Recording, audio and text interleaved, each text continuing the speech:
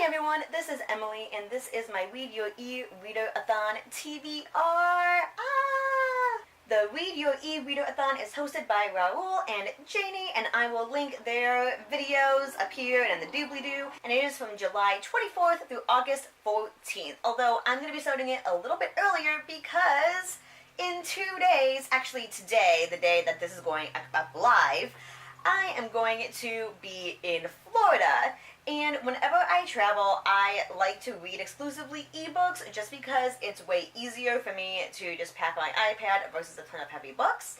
And so I'm kind of going to be starting the Read Your eReader-a-Thon a tad bit early. It also runs kind of during the Booktube-a-Thon, which I didn't think I was going to be doing because, again, I'm going to be traveling during that time. But then I looked at some of the challenges and I was like, you know, some of my e-reader books kind of fit those challenges. So I might somewhat do the Booktube-a-Thon, but not really do like the challenges of like the videos and the photos and stuff, or like participate anywhere on social media. But I can at least kind of read for some of it. But here we go, this is my TBR. So the first challenge for the Read Your eReader-a-Thon is to read a book whose author's name begins with an S, and I will be reading Hunted by Megan Spooner. I was super excited because I wanted to read this on the plane anyway. It is a young adult retelling of Beauty and the Beast, and I have heard nothing but good things about it, and I'm pretty pumped. For a book that is in your favorite genre to read in the summer, I decided on A Magic Bitter, Magic Sweet by Charlie N. Holmberg, and this is a fantasy, and basically fantasy is like my favorite genre all seasons, so there we go. Then for a book that takes place in the summer, I'm going to read Just One Day by Gail Foreman. I've kind of been on the fence about reading it, but it fits the topic and the challenge for this, so I was like, hey, I have it on my iPad, why not?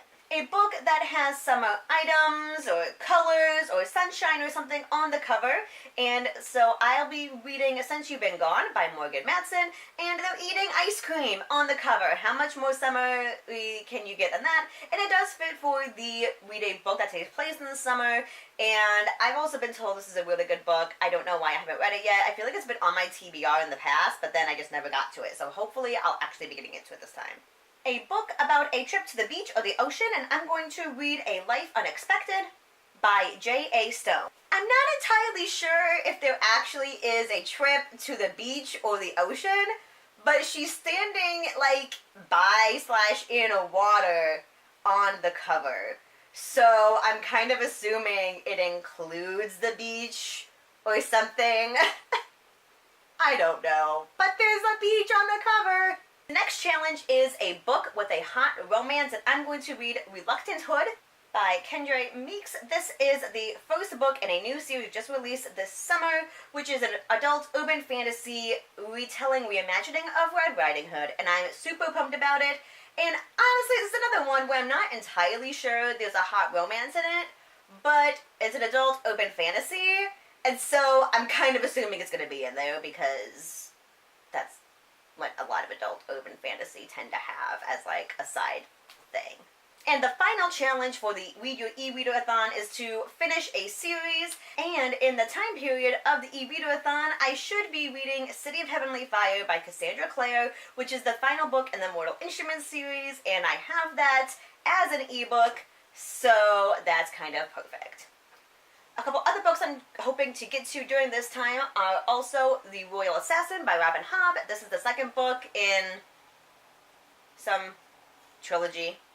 I don't remember. The first one was The Assassin's Apprentice. This is the second book.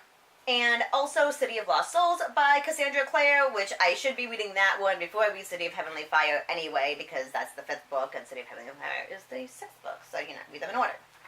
And I'm going to be finishing up the Infernal Devices series, which I have the trilogy of that in paperback, but I also have them as ebooks, and so we'll just see which version happens to be the most convenient during this time.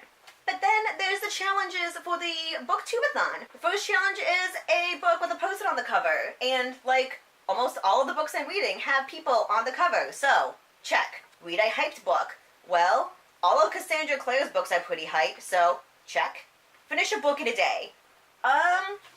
Unless I completely read an entire book on a plane at some point as I'm coming home, that's probably not going to happen, but you never know. Read a book about a character who's different from you. Well, I have a bunch of books on my list, so I'm pretty sure there's going to be at least one character who is different from me. Read a book in its entirety in the outdoors, let's be honest. The only time I'm going to really be outdoors is when I'm in, like, Disney World and stuff like that.